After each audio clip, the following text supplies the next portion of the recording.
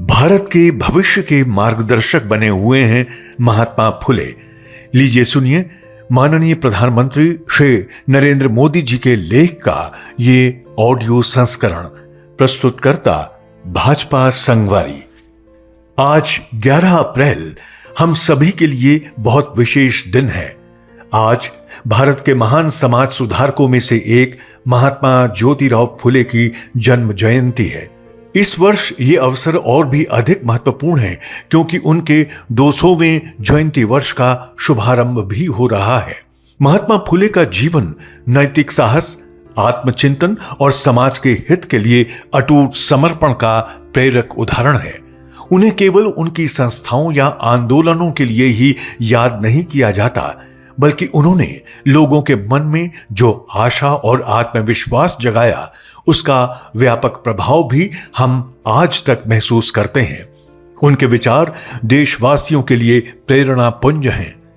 महात्मा फुले का जन्म 1827 में महाराष्ट्र में एक बहुत साधारण परिवार में हुआ, लेकिन शुरुआती चुनौतियां कभी उनकी शिक्षा, साहस और समाज के प्रति समर्पण को नहीं रोक पाईं। उन्होंने हमेशा यह माना कि चाहे कितनी भी कठिनाइयां क्यों ना आएं, इंसान को मेहनत करनी चाहिए, ज्ञान हासिल करना चाहिए और समस्याओं का समाधान करना चाहिए।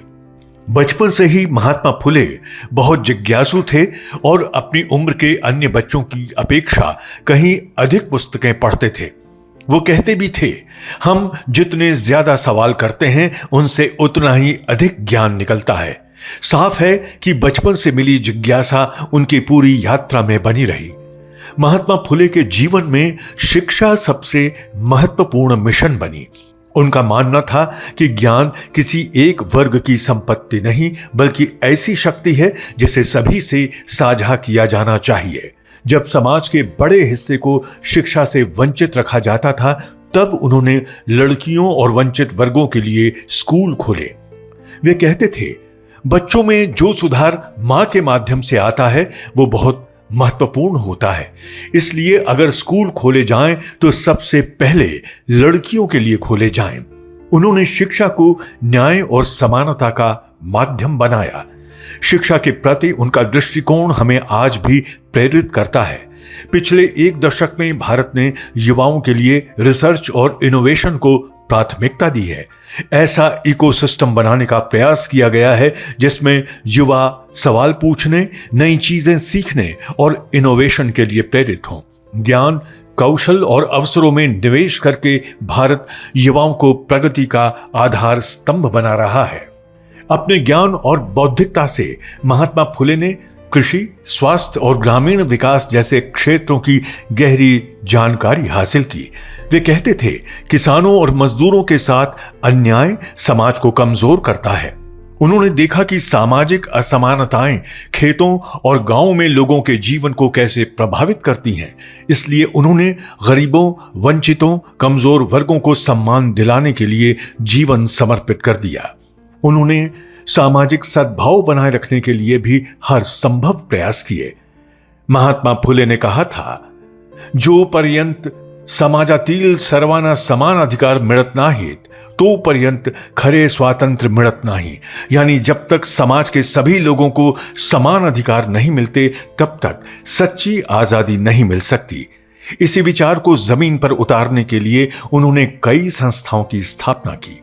उनका सत्य शोधक समाज आधुनिक भारत के सबसे महत्वपूर्ण समाज सुधार आंदोलनों में से एक था।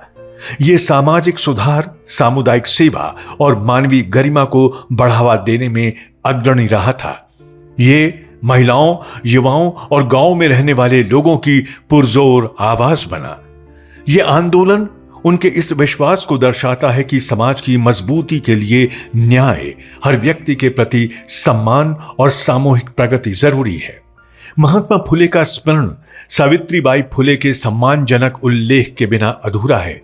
वे स्वयं महान समाज सुधारकों में से एक थीं। भारत की पहली महिला शिक्षिकाओं में शामिल सावित्रीबाई ने लड़कियों की शिक्षा को आगे बढ़ाने में अहम भूमिका निभाई। महात्मा फुले के निधन के बाद भी उन्होंने इसे जारी रखा। मुझे 2022 में पुणे की अपनी यात्रा याद है, जब मैंने शहर में महात्मा फुले की भव्य प्रतिमा पर उन्हें श्रद्धांजलि दी थी। उनके 200वें जयंती वर्ष की शुरुआत पर हम उनके विचारों को अपनाकर ही उन्हें सच्ची श्रद्धांजलि दे सकते हैं। उनका जीवन हमें सिखाता है कि समाज की शक्ति को जनहित और नैतिक मूल्यों से जोड़कर भारत में क्रांतिकारी बदलाव लाए जा सकते हैं। यही कारण है कि आज भी उनके विचार करोड़ों लोगों में नई उम्मीद जगाते हैं। महात्मा ज्योतिराव फुले 200 साल बाद भी केवल इतिहास का नाम नहीं, बल्कि भारत के भविष्य के मार्गदर्शक बने हुए हैं। महात्मा फुले। आप सुन रहे थे माननीय प्रधानमंत्री श्री नरेंद्र मोदी जी के लेख का ये ऑडियो संस्करण।